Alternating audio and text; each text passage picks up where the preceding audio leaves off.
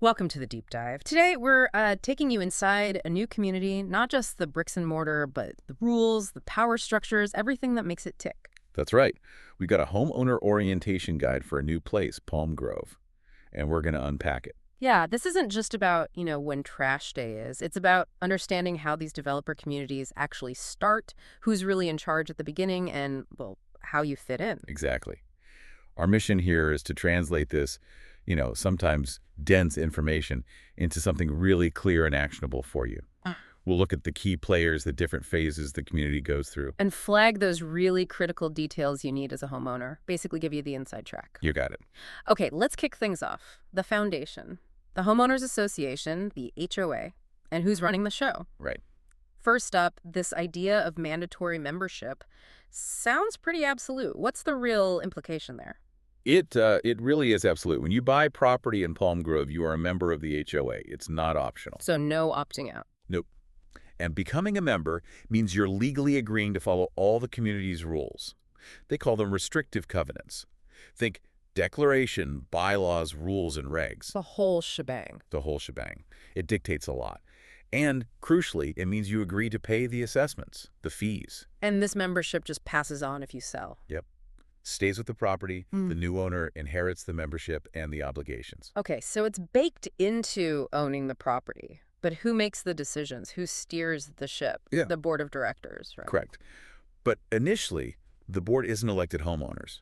It's appointed entirely by the developer, Neal Communities in this case. Oh, okay. Right now, it's a 3-person developer board, and they make all the major decisions for Palm Grove. All of them. So if I have an issue... But your first stop is usually the management company. But if it's a big question, a major complaint, or a serious violation, it goes up to that developer board. They decide the course of action.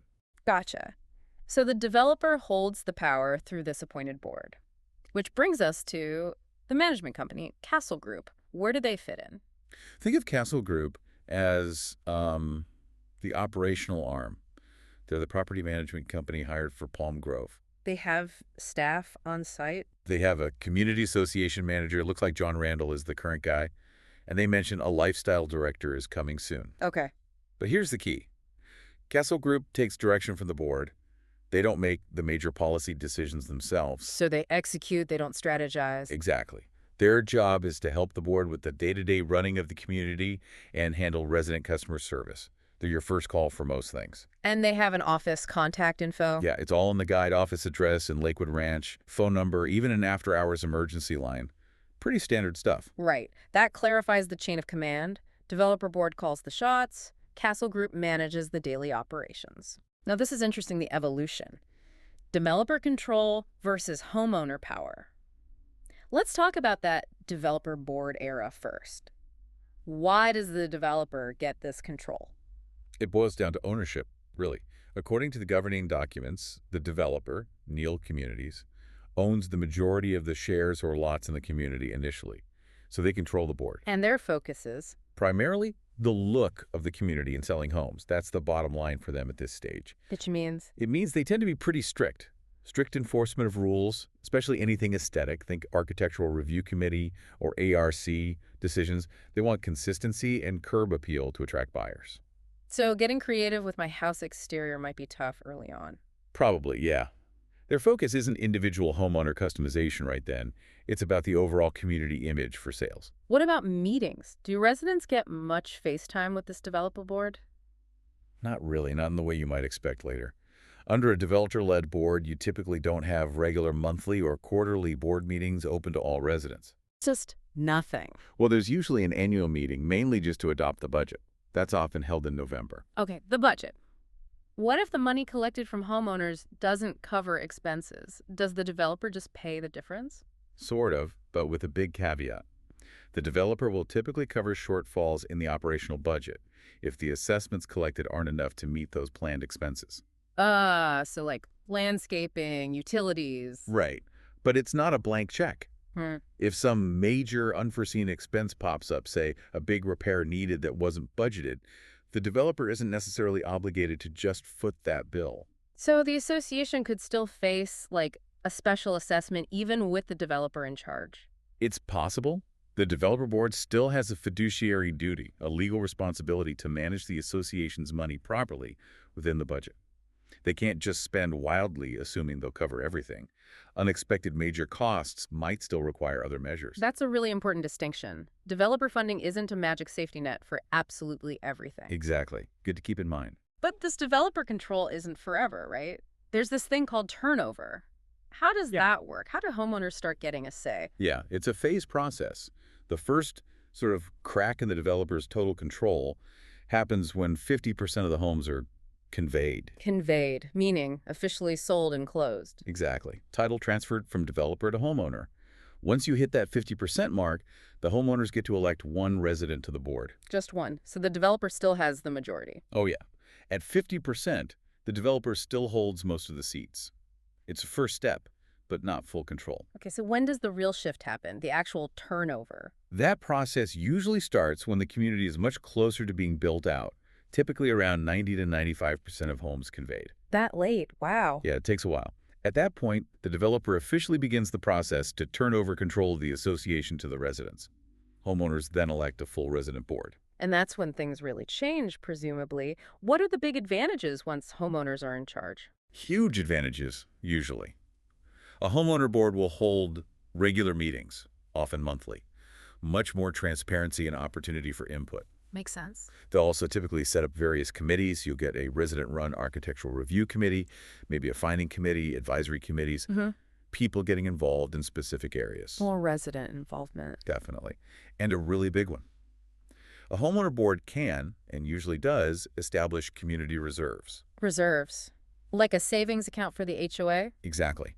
It's a fund specifically set aside for future major repairs and replacements.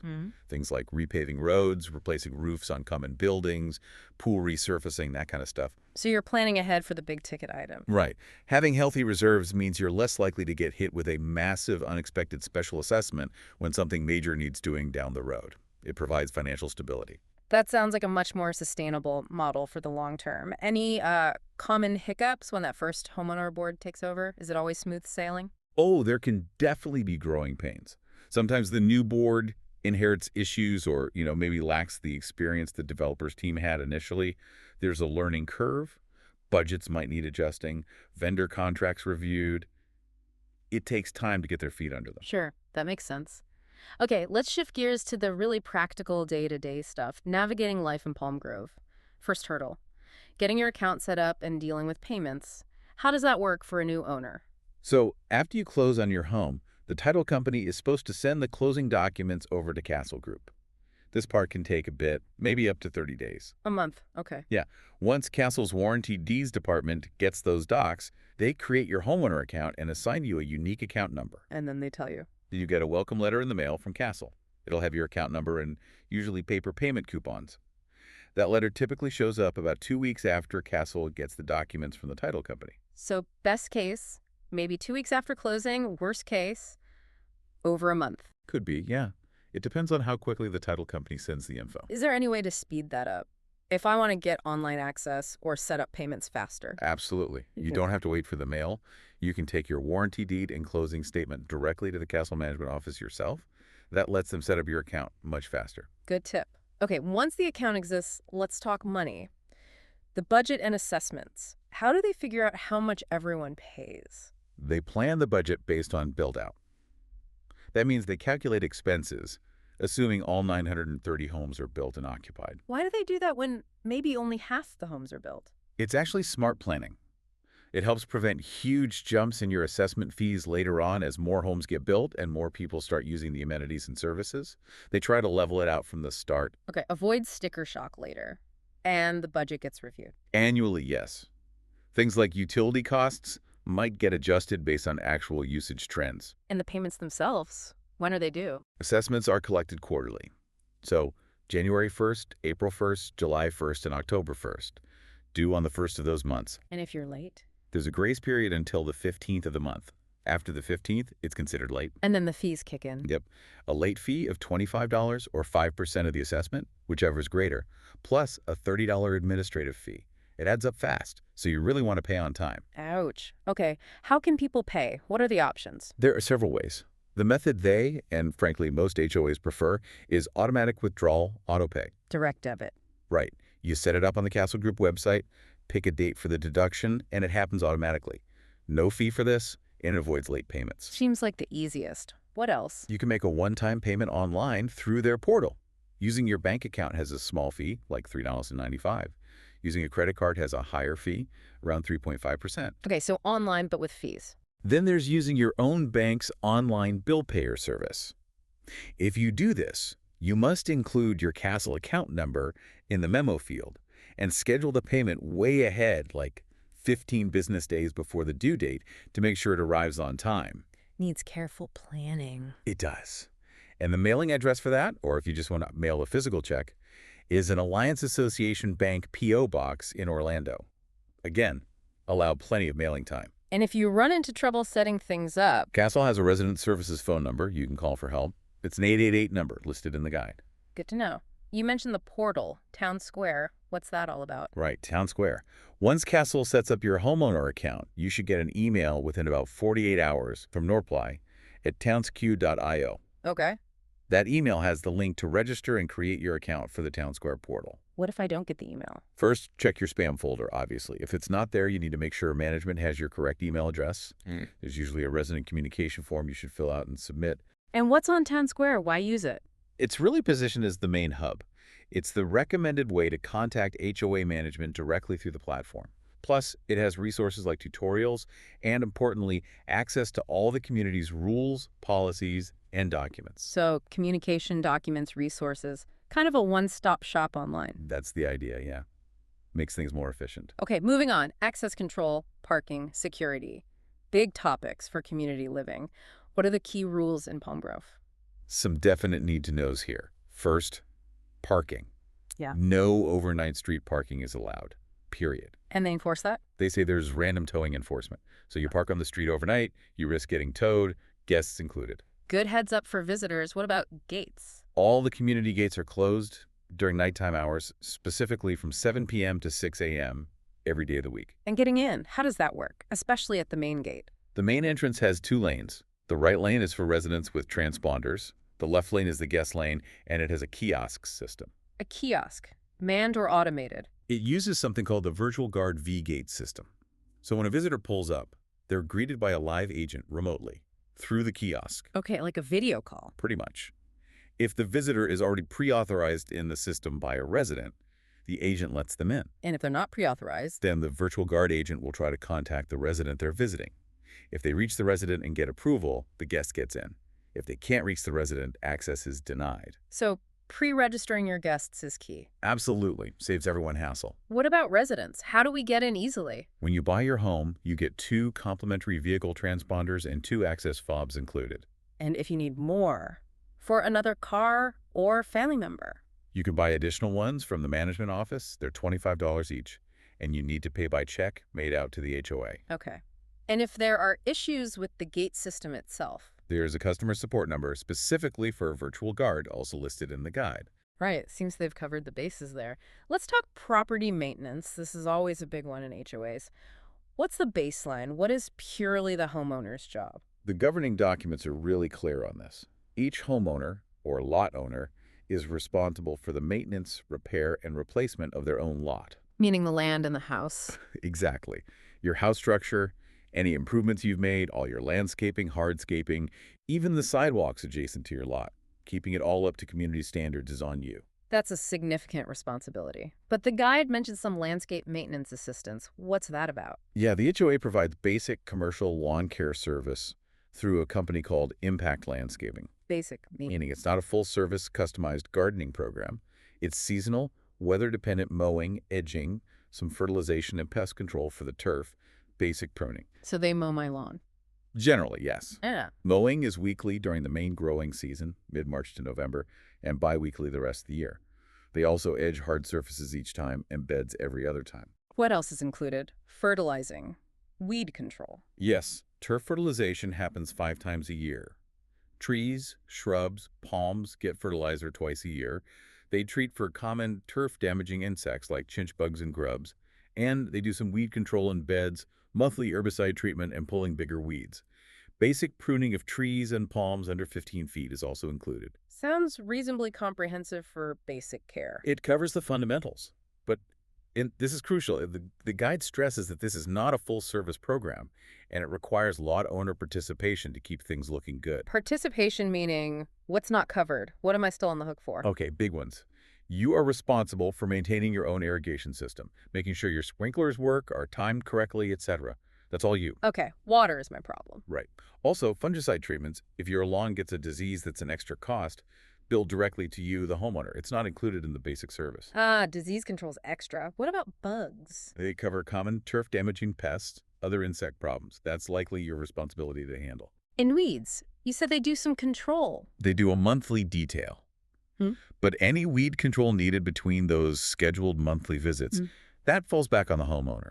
If you've got weeds popping up mid-month, you need to deal with them. So it's definitely a partnership, not hands-off service. Absolutely. Think of it as a baseline service that requires your oversight and supplementation. Good to know. Any other key points about the landscaping? What if they skip my lawn? If your grass doesn't get mowed on schedule, the first thing they tell you to check is obstructions. Did you leave something on the lawn? Is there pet waste? Those are common reasons they might skip a section. Okay, clear the lawn first. Right. If that's not the issue, then contact management. Also, a note about street trees: if one dies, you can only replace it with the exact same type of tree. No swapping for your favorite palm. Got it. Preserve the original look. What about new landscaping that comes with the house? There's a warranty, but it's short. You get a 30-day landscape warranty from your closing date. Just 30 days. That seems tight. It is pretty tight. Yeah. Especially when you're busy moving in. If any new plants or sod are dead or clearly struggling within those first 30 days, you need to contact your Neil warranty representative, not the HOA management. Deal warranty, not Castle Group. Correct. After that 30-day window closes, replacing any dead or struggling plants is entirely the homeowner's responsibility and cost. So inspect everything carefully right after closing. Definitely need to mark that on the calendar. Okay, final big section, the architectural review process, or ARC. Maintaining the look and feel. Who's in charge of ARC? Like the main board, it depends on the phase. Before turnover, the developer is the ARC. They make all the decisions. Makes sense. Ties back to their focus on sales appeal. Exactly. After turnover, when the residents are in control, the homeowner board will appoint an ARC committee, usually at least 3 resident members. And what's the ARC actually reviewing? Are they checking if my new fence is structurally sound? No, that's important. ARC reviews are based purely on aesthetic standards, how things look, not on structural safety or code compliance. That's usually handled by county permits, etc. So just aesthetics. What kind of things do they set standards for? A whole range. Design and size of structures, materials and colors for exteriors, fences, walls, pools, lighting, specific landscaping requirements, setbacks, roof types, driveways, basically anything that affects the visual harmony of the community. If you can see it from outside, ARC probably cares about it. That's a good rule of thumb. So what specifically requires ARC approval before I start work? Pretty much any visible exterior modification to your home needs approval. Changing paint colors, adding shutters, building a deck or patio. Landscaping changes too, like planting a new tree. Yes, significant landscaping changes usually need approval. Definitely things like installing fences, walls, pools, adding screen enclosures, pergolas. All that requires an ARC application. Okay, most exterior projects. Anything else? Yes, and this one catches people by surprise sometimes. Leasing your home also requires ARC approval before a tenant moves in. Renting requires approval. Why? Often it's about ensuring leases comply with community rules, minimum lease terms, making sure tenants understand the regulations, maintaining the character of the community. It's pretty common in HOAs. Wow, okay. Good to know. So if I need approval, what do I have to submit? You'll need to submit a formal written ARC application form. Along with that, usually complete plans and specifications for the project, info about your contractor, a site plan showing where the modification will go on your property, Details. material samples or specs, landscaping plans if relevant. Sometimes they might ask for more info or even require a security deposit during construction. Seems thorough. Is there a common mistake homeowners make with ARC? Yes, a huge one. The guide explicitly warns about this. Do not assume that just because your neighbor has a certain type of fence or paint color or patio that you'll automatically be approved for the same thing. But they have one. Argument doesn't work. Usually not. Standards can change. Maybe the neighbor's modification was approved under different rules, or maybe it wasn't approved at all. Each application is reviewed on its own merits against the current standards. Never assume. Always apply. That's a critical piece of advice. How long does approval take? They state that processing applications for modifications can take up to 30 days. For lease applications, it's typically faster, up to 15 days. So plan ahead, don't sign contracts or start work before you have that written approval in hand. Absolutely.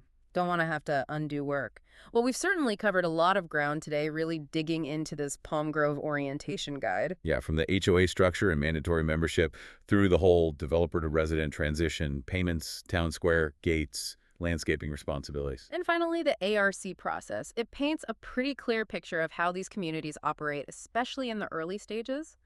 And hopefully, you now feel much more equipped to navigate it all.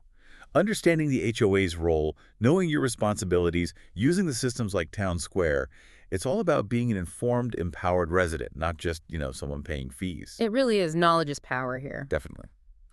So that brings us to our final thought. We've talked a lot about the differences between a developer board focused on sales and aesthetics and a homeowner board focused on, well, living there long term. Makes you wonder. Considering those different priorities, what proactive steps could homeowners maybe take during that developer-led phase? To help ensure a smoother transition later on and maybe foster a more effective community government once they do take the reins. Something to think about.